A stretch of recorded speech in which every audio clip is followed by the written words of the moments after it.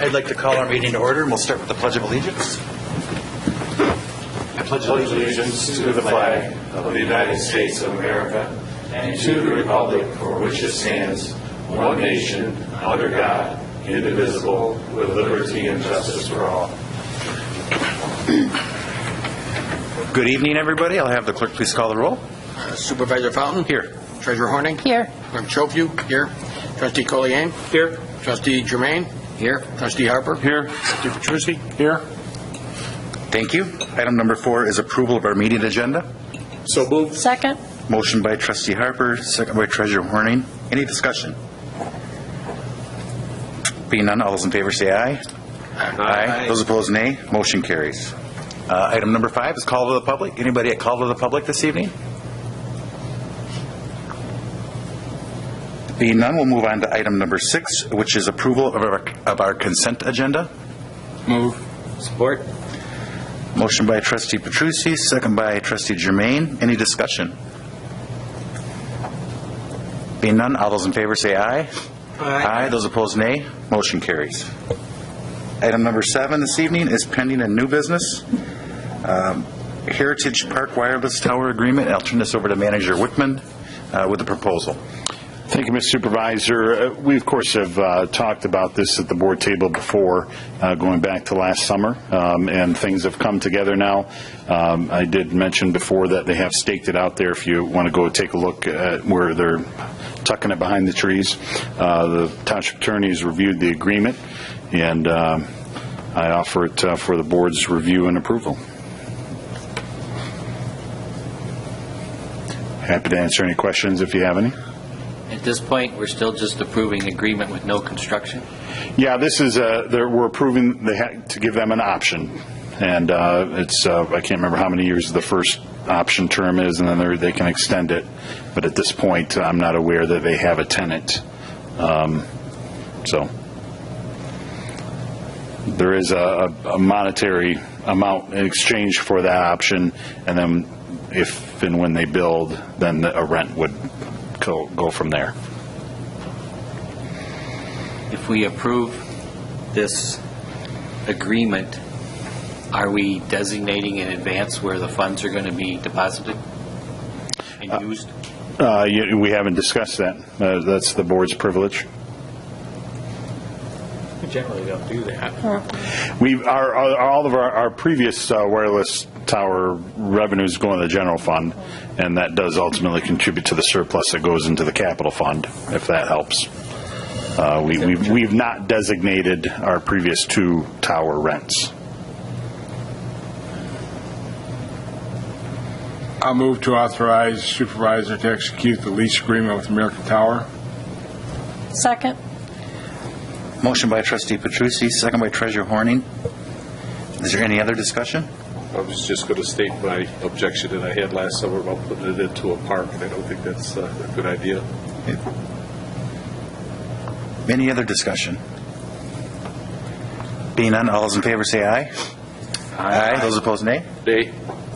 Motion carries. Thank you. Item number 8 is board and managers' reports. We are in our second meeting in January, and we start with Treasurer Horning. I just wanted to bring it to everybody's attention that, I don't know if you remember, but our Chase funds have been collateralized over the years, where the bank actually held the funds to cover our deposits at the bank. No banks are going to be doing that as of March 1st due to the new federal laws and the cost that it's going to incur. They're not doing it. So I did talk to John Pfeffer, because he is very conservative, and he said we do a great job with our investing, and I told him that I do look at the bank ratings and I read up on everything, and he said continue in the path we're going, and I diversify as many of the funds as we can when we're not using them. But I just want everybody to know that we're not going to be 100% insured anymore as of March 1st. Okay. On that point, I know that some of the treasurer's offices set up, county treasurers set up a part where they can. Only Oakland has that pool. But I think you might, even though we're not in Oakland County, you can you may be able to utilize that pool. They bring it up at the treasurers conference. Right. Have you looked into that? Yeah, they didn't talk about allowing the rest of the counties into their pool. Because I know a few treasurers over there, but I'll look into it again. That was Yeah, a few years I ago. just think, and you know what? This is something that we should really be pushing our county treasurer to look at, because many of the townships have so much money tied up in the banks. What they do is basically set up a pool that Right. sets it up so that you're insured under the FDIC 100%. I mean, because you're spreading it among several banks. You still have access to your funds. But with the recent issues that have been happening in Fenton, well, not Fenton, but the guy that's in Fenton has been all over in the papers, the bank's credit union CFO and president, raises serious concerns about, because the municipalities out there who had invested in it, they may be on the hook for some of those issues because they had money tied up in that credit union. You know, It was in the paper. I don't know if anyone else saw it. most treasurers don't even use credit unions. Well, I know, but They don't, that- because you're right. there's risk. Whether it's a credit union or not, Right. my question is that we should be looking at some way to protect the taxpayer dollars. There really should be a separate insurance program for that anyway. I don't know why it should be on par with. One person, yeah. Because that's all you're getting is $250,000, just like you or I go. So anyway, I just 100,000, wasn't it? And I mean, now it's during the 250. downturn, it went Yeah. up to 250. so I just wanted to make you aware, and I will talk to Jennifer Nash about that. Okay. Okay. But we should really look at that. There's something serious. Yeah, but it's hard. You can diversify the funds we don't use all the time, but it's very hard when you need to, for instance, we're doing the fence at the cemetery, but we keep those funds over at PNC because we don't use them often. They charge us $20 to withdraw our funds today because we're not a full-fledged customer of theirs anymore.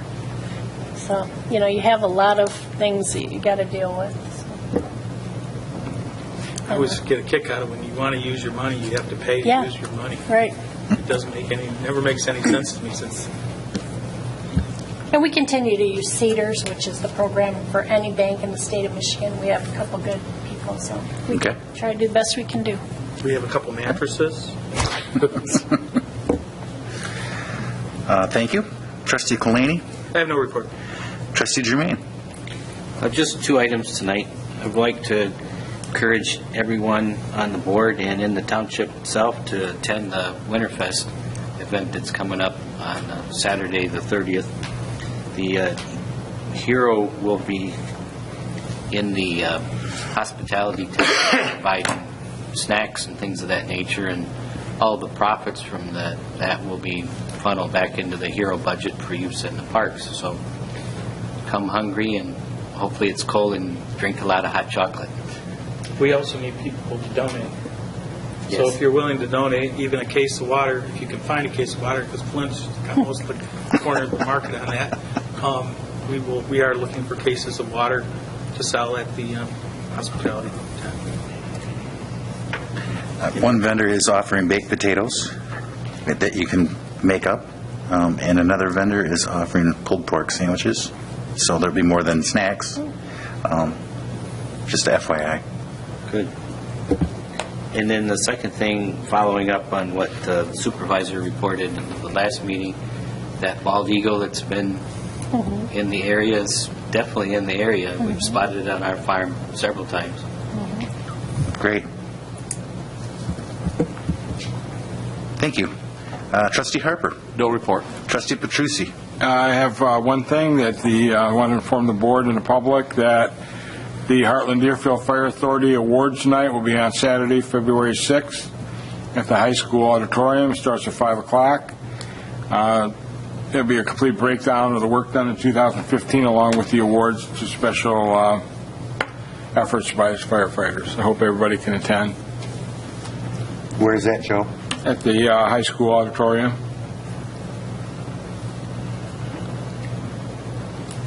Thank you. Clerk Schofu. No report. Just a shout out to Dwight Sacco, who's usually at a lot of our meetings. He's had little health issues. I'm not sure what his status is, but Dwight, if you're watching tonight, we're thinking about you. Manager Wickman, have a report? Thank you, Mr. Supervisor. I did want to first share a little bit of good news. I thought just was at the EDC meeting this afternoon and did find out that all of the employees at the Walmart there all have jobs within Walmart elsewhere. So nobody has been is losing a job out of that closing. So a little bit of silver lining in that. We do. The other thing I did want to bring up, and I've talked, I think, with most of you, and I'm sorry I didn't get an email out on it, but our next regular meeting would be on Tuesday, February 2nd. I do have my conference in Port Huron.